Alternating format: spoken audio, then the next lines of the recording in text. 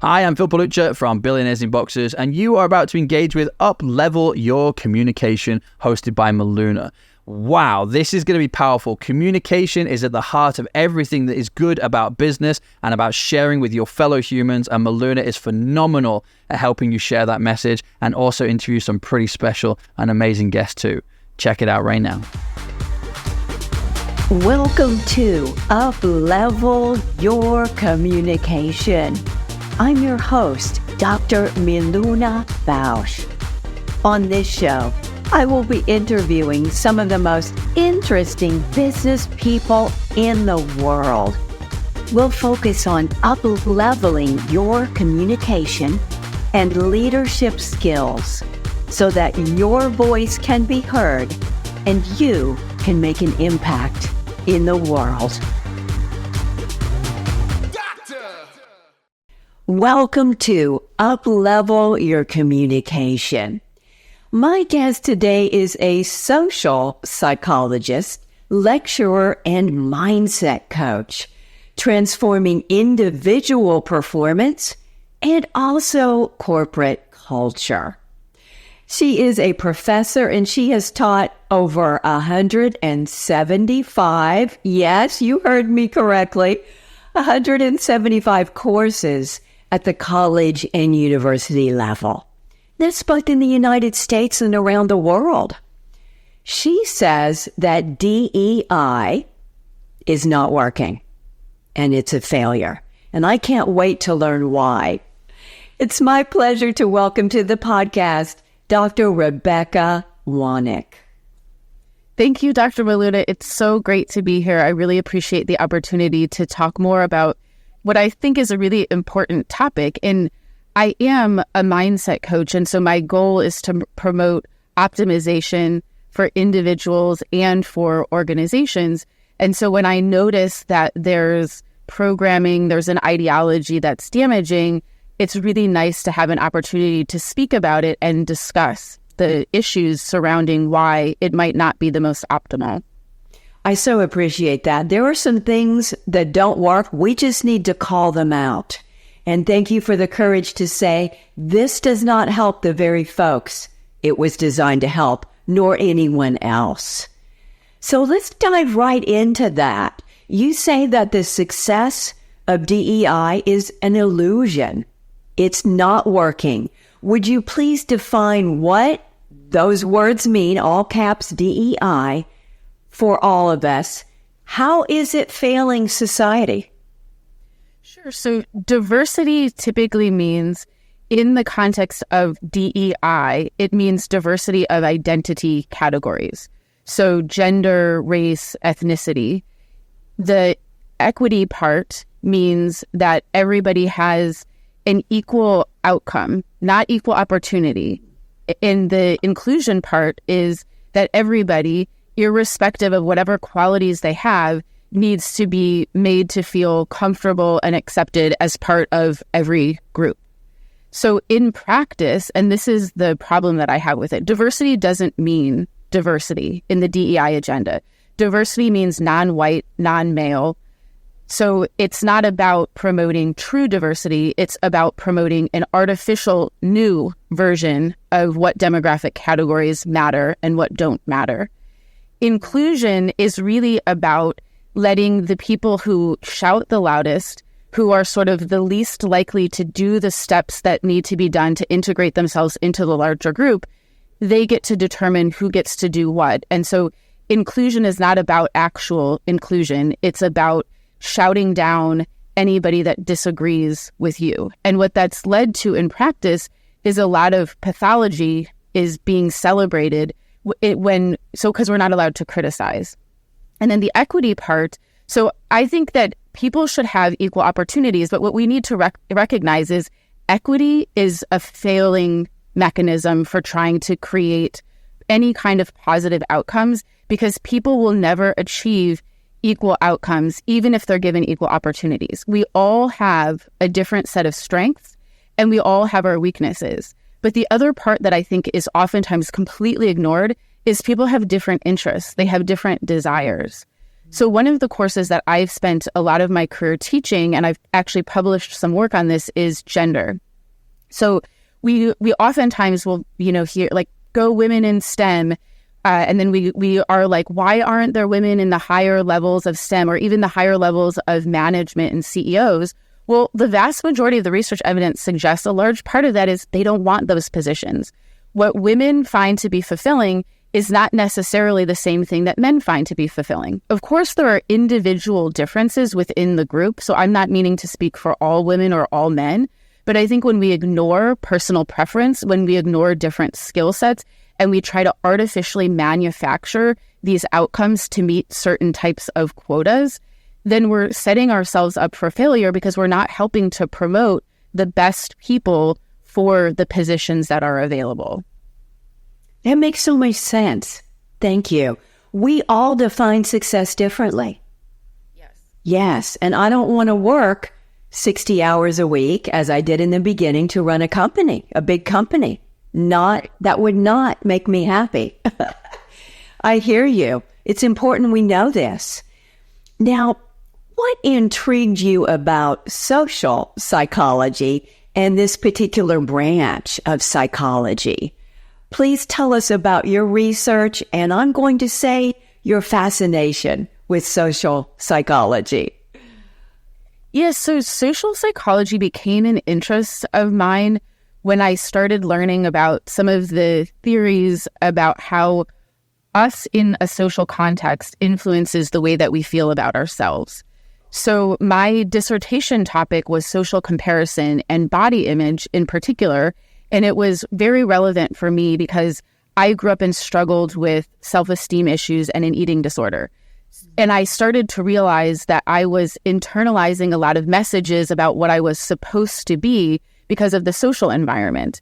And my dissertation work was about how can we work to change mindset so that even when those messages that might potentially be damaging for you are there, you can control your mindset so that they don't have as much of a negative impact on you. And it's not easy. It's something that I actually struggled with for many, many years. But I learned to develop a new mindset that has really helped me to grow and be really powerful to notice and then screen out those negative messages. So social psychology, I think, is a really powerful area of psychology because you can use the knowledge from social psychology to create interventions that then can help people to be more able to thrive. Gorgeous. And some of us come to our work from our own healing and struggles, don't we? Yes. I never have self-doubt. Never. No, that's not happening. Why are we so, I'm going to use the word addicted. And part of this, as you said, we've been brainwashed, we've been conditioned. Women are conditioned in a different way. Men are conditioned in a specific way for genders. Why are we so addicted to unhelpful and self-defeating, that didn't come out very well, self-defeating thoughts? I think for a lot of people, the self-defeating thoughts are something that become habitual. So unfortunately, a lot of us have experiences in our early life with individuals that don't necessarily promote for us the most positive messages. But the most important thing is to recognize that, you mentioned self-doubt earlier. I was just talking about imposter syndrome on a call yesterday. Self-doubt is actually useful. The key is that you look at, why am I having this thought? Why am I having this critique of myself? And if it is something that then allows you to engage in a behavior, to take action to correct it, use it. If it's just one of those pointless thoughts like I'm useless, which is not actually going to be helpful, then you have the power to say, thank you very much, brain, I'm setting this aside. This is not something that's going to be useful for me at this particular point in time. But I think the reason why the self-defeating thoughts start to take over is because we think that we don't have control over them, but we do. The issue is it's hard. So my big complaint with the current self-care climate is it encourages everybody to do the simple things that aren't going to help lead you to a place of fulfillment. anything of value requires effort and hard work. And so doing the simple things is almost never going to get you to the most important, most meaningful, most fulfilling experiences in life.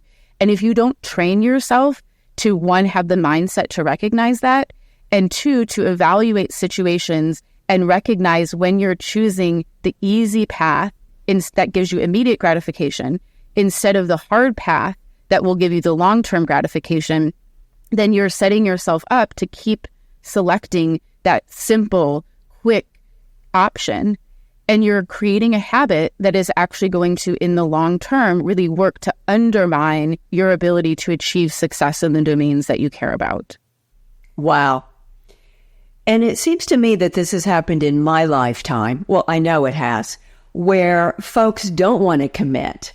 When I say to someone, for me to transform your speaking and presence will be 6 months to 12 months. Oh, I don't want to do that. Back when I taught singing, my friend said, Miluna, everyone wants to be a world-class singer, but they're not going to study. They're just not going to do the work. And I thought, really? Oh my gosh. So it seems that we didn't used to have a diet pill and we do this instead of getting healthy. We just do something instead of a workout plan or a proper eating for our body. Can you say what century is not accurate, but what decade, what years do you think this changed where we're looking for the easy, quick fix? That doesn't solve the problems. As you said, it's a Band-Aid. It doesn't solve our root problems. That's a great question. I don't have an actual answer in terms of the time frame, but what I think contributes to it now is life for most people is so easy. If you think about growing up in the 1920s, people didn't have all of the amenities that we have now. It was a struggle. Kids had to go to work. And I know when people hear this, they're gonna say like, oh, listen to this woman talking from her place of privilege. But for most people, if they look at their lives objectively, they don't actually experience a lot of struggle. So what we're inundated with is information that there are quick fixes. And one of the things that I like to use as just a really simple example of how things have changed is, I don't know if you remember this, but when I was growing up, if you wanted to hear a new song on the radio, you'd call the radio station and you'd put in a request for it and then sit there and hope that they would play it. And sometimes you'd miss when they played it. So then you had to wait around for like another hour or 2 hours. Now, if I want to hear a new song, I go on YouTube and I play it immediately. So almost everything that we previously used to have to delay gratification for, we can get instantaneously. You can order groceries and get them delivered to your house in an hour. All of those things create this mindset where everything should be easy. Everything should be immediately accessible. And so again, given that we exist in this current climate, and I'm not saying there's anything wrong with it, it's great that we have all of these amenities. But what it does is it alters your mindset so that you're not oriented towards understanding that things of value require struggle. In the past, when everything required struggle, you got it. But now it's really easy to think that there's a hack for everything. And there's a lot of people that will sell you a hack for everything. So one of my big gripes is with pop psychology. And I talk to a lot of people that be like, oh, I love this podcast talks about psychology. And I say it's all BS because there is no simple answer. There is no simple fix for any of the major problems that you're dealing with. Like you're saying, it's going to take a client several sessions of dedicated time and effort in order for anything to be fixed. You can't read a self-help book and then magically your problems are cured. So unfortunately, this climate that offers us so many options for a perceived quick fix alters our mindset where we start to think that that's the way that it should be. Wow. So insightful. Thank you. I know the audience is soaking this in and learning as much as I am. Yes. Doesn't always serve us, does it? We love our modern conveniences, but yes, I remember. I had to shovel snow. I had jobs. Yes, everything was not so easy. And my parents and grandparents had it much, much harder. The Great Depression, they barely had enough to eat. It was struggle every day. we've come such a long way in some respects. Yes. Now, you speak of narcissism, one of our favorite icky words, and the fact that people with personality disorders are attracted to politics and positions of leadership.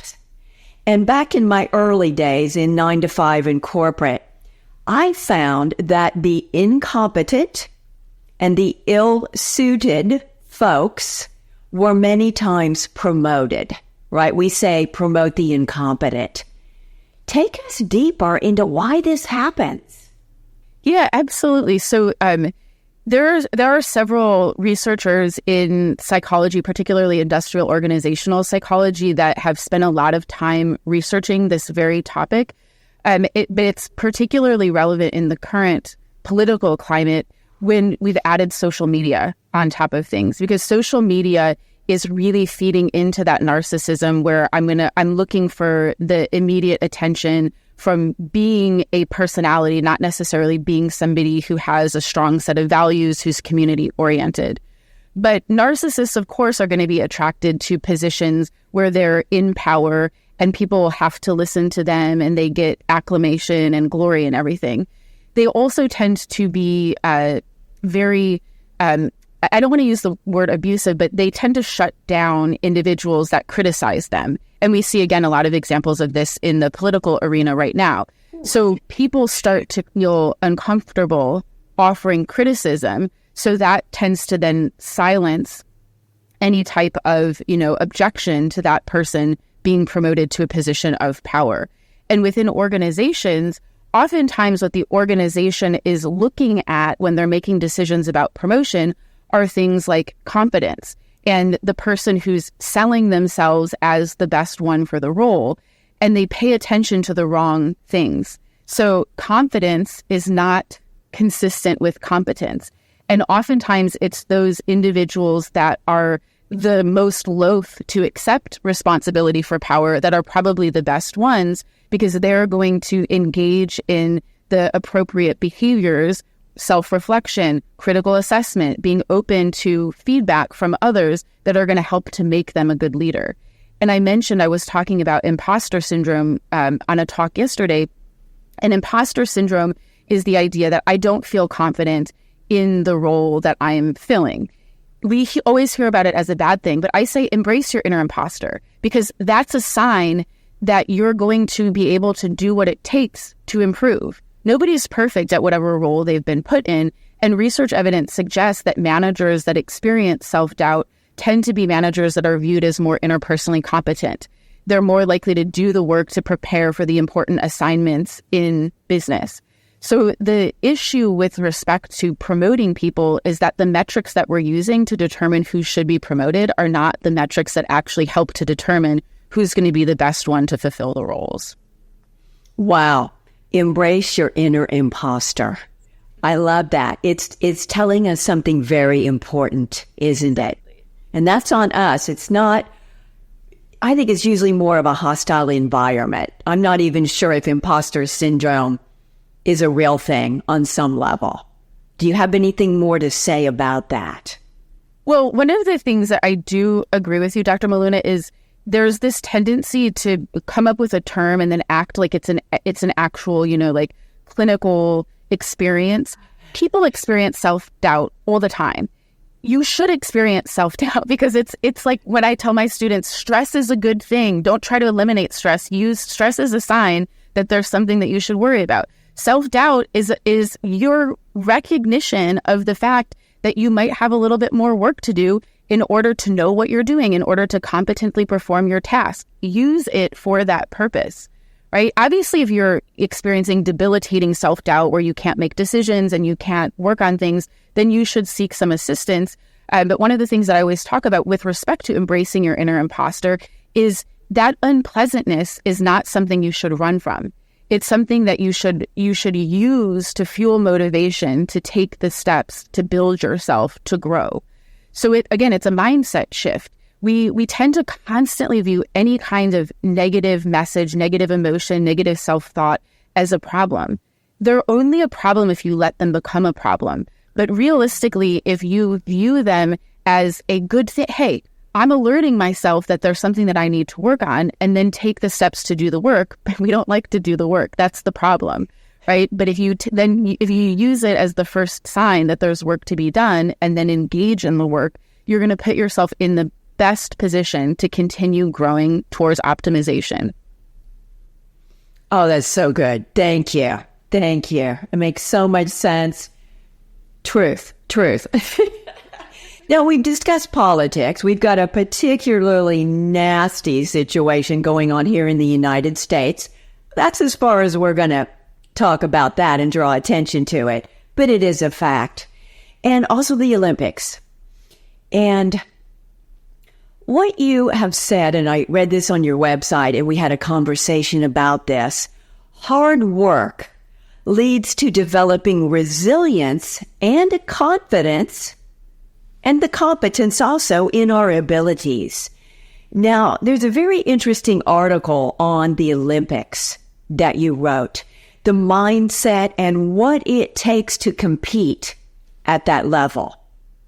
So it seems like the perfect time to revisit the Olympics and what literally happens when we give up or make excuses in a way, or something's going on when everyone else at that level is probably facing some huge hurdles themselves.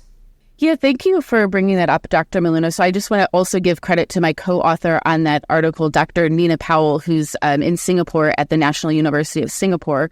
So she and I wrote that article as a critique.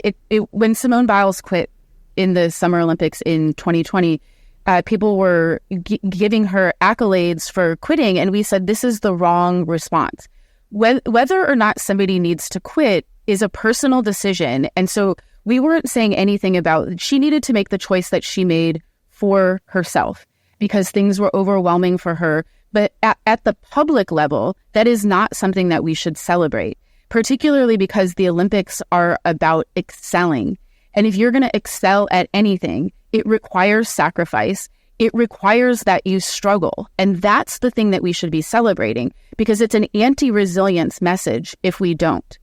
And part of what we discuss in that article is this lack of distinction that currently exists between public and private.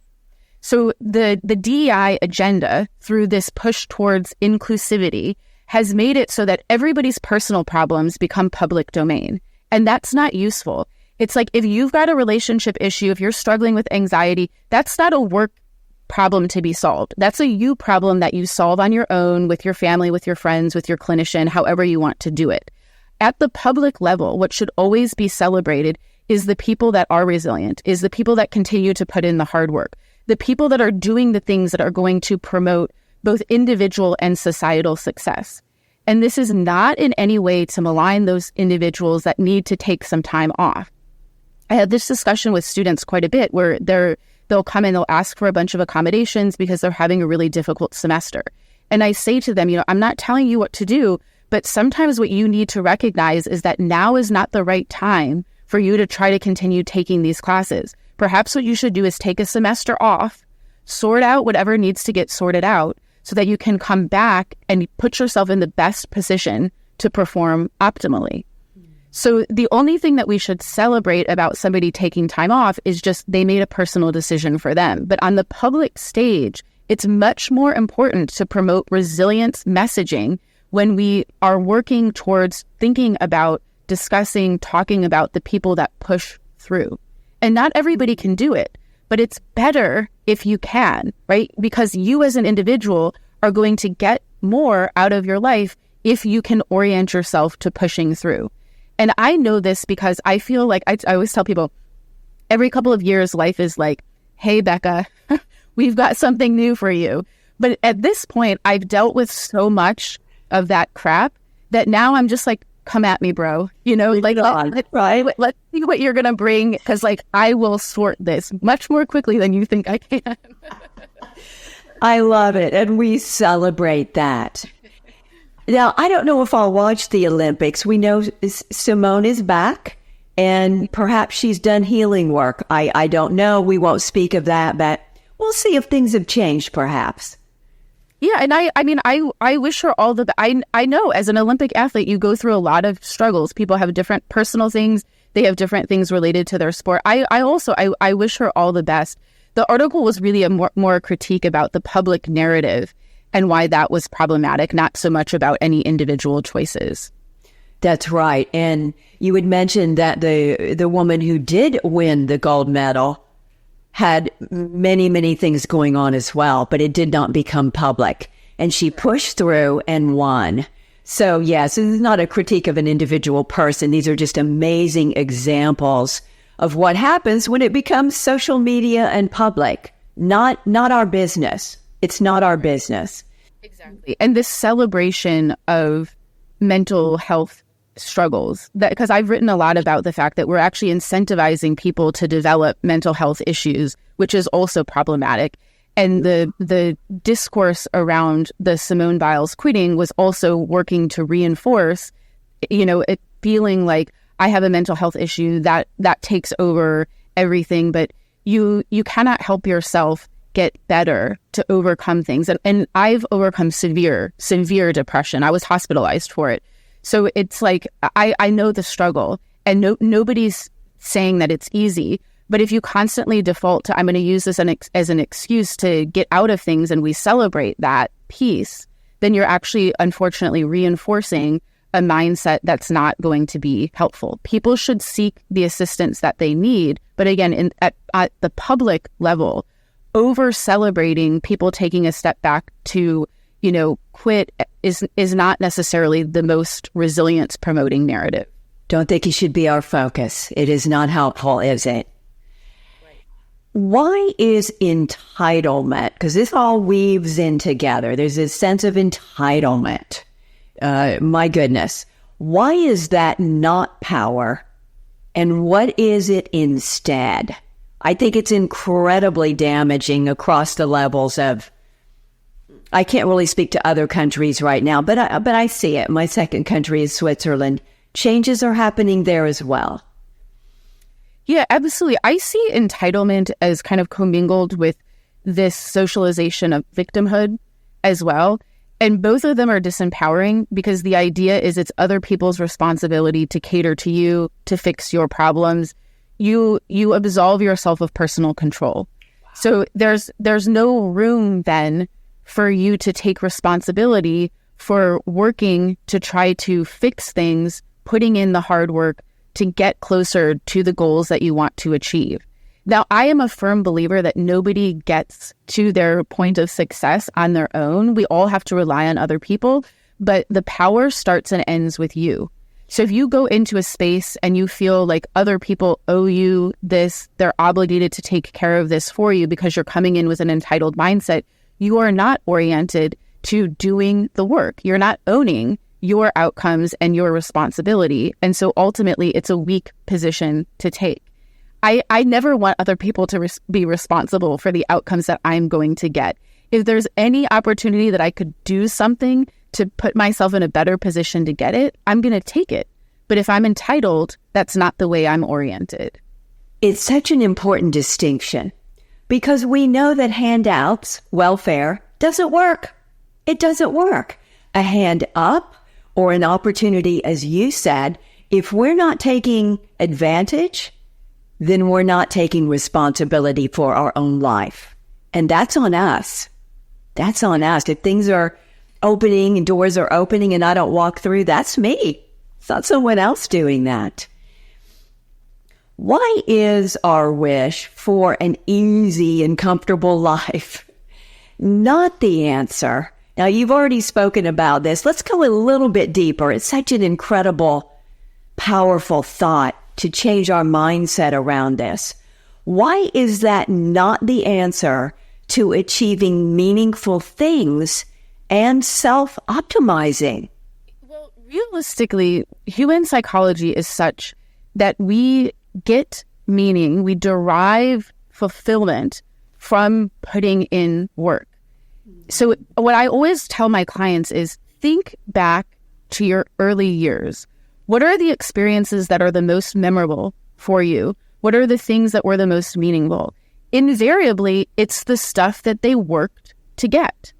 But it's like somehow in the moment, we lose sight of that because it is also part of human psychology to just want the easy solution. So it takes constant effort. I always say, like, if you're not oriented in every situation to always choose the option that's hard, then you're going to allow more of that baser psychology, the immediate gratification, to sort of take over. And again, we're in a climate that's awash with messages about taking the easy way out, because that's what a lot of people can sell you. So it's easy for me to sell you an immediate experience. Go to the spa, get your nails done, get your massage, get the food delivered to you. Don't cook it. Someone will cook it for you. All of these things. And I'm not saying that you can't enjoy these, that you should never engage in, any kind of like immediate gratification. It's just that if your goal is to have an easy life, that's fine. But just recognize that you're probably going to be experience discontent, because that's not really where fulfillment comes from. And I think I see this a lot in relationships when I work with clients, where they think that like a good relationship is one that's easy. It's not. Nothing in life that is valuable does not require effort. To have a good, fulfilling relationship requires effort every single day. But we have just a ton of these messages also related to relationships. This idea that like you can be great on your own, you don't need a relationship. It's true. You don't have to have a relationship, but human psychology is such that people get more fulfillment when they're deeply connected with other people. So again, what's easy is for me to say, I'm done with relationships. I don't want to put in the work to find a partner. But if that's your strategy, you're selling yourself short. You're not putting yourself in the best position to get the most fulfillment out of life. And if people make a choice because they're not interested in a relationship, that's fine. We can all have individual variation. But in general, whatever you're going to go for as the easy option is going to put you in a position where you're selling yourself short, because you're not going to be oriented to do the work to get the things that are the most meaningful. So important for us to be reminded of this and understand, yes, we got to do the work if we want the big stuff, the meaningful life. Yeah. Relationships are tricky. I've been married, I think it's going to be 37 years. People are like, oh, it's so easy. Look at you. I'm thinking, you don't know what I do on a daily basis. Right. With our girlfriends, if we're not spending time and love and energy and attention, those relationships don't grow. People say, I don't have time. Okay, if someone says they don't have time, I remove them from my life, because I know they'll put their work or whatever else in front of a relationship with me.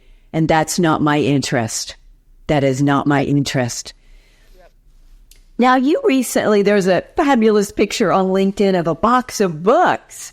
And so we know you're an incredible writer, but it sounds like you're going a lot more into this.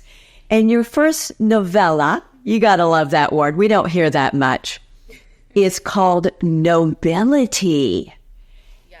Tell me and tell our audience why this, and what's the importance of the title? Because that is a word. I love the meaning and frequency of words. So when I say nobility, tell us about this.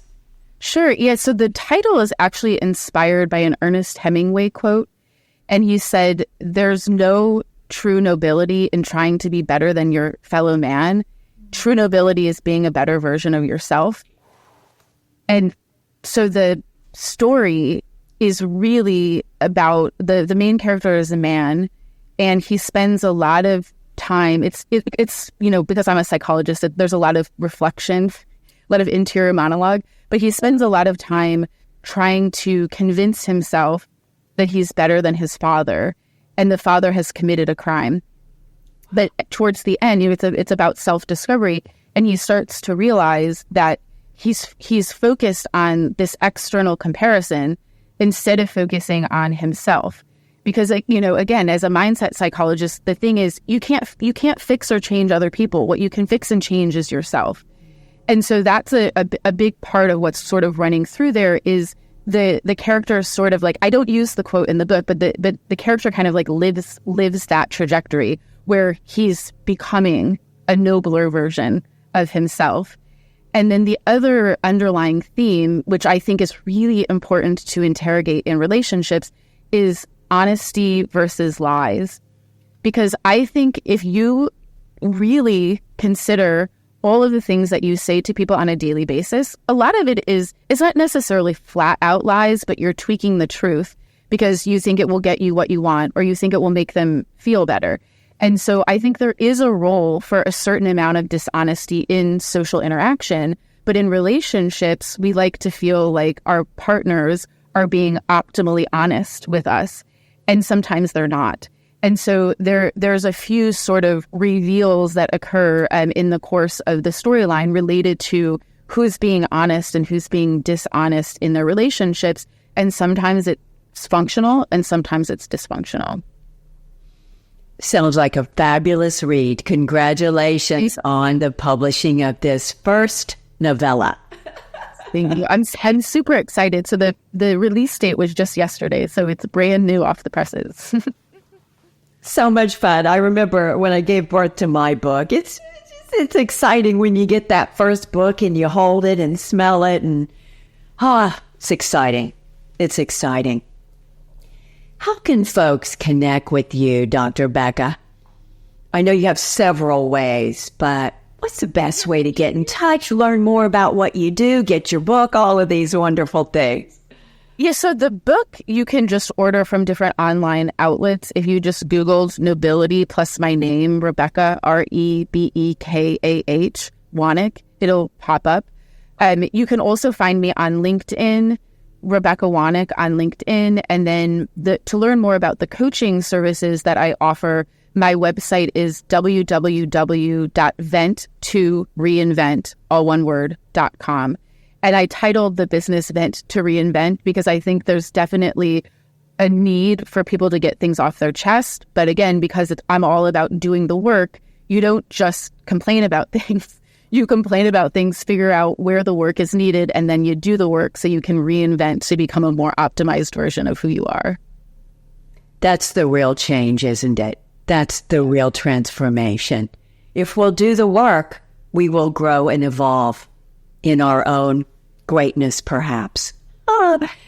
This has been so insightful. I've learned so much. Thank you for generously educating and sharing some of society's problems and issues and why we need to take a personal look and do our own healing and work for our own benefit and the benefit for every other human and living creature on the planet. Thank you so much for being here with us today. Thank you, Dr. Maluda. I really appreciate the opportunity to have this discussion with you. So thank you so much for your time. It's my pleasure. And to the audience, thanks for being here with us. Stay tuned for the next episode of Up-Level Your Communication. Bye for now. Thanks for watching. Be sure to share our show with the key leadership at your company and with your friends. If you know in your heart that you're ready to up-level your speaking, stage presence, and impact, visit milunafausch.com to schedule a complimentary call. You can also purchase my book and our podcast music, Strong Body. Thank you for enjoying this content by Billionaires in Boxes. If you would like to be a guest or a host, be sure to get in contact with us at billionairesinboxes.com.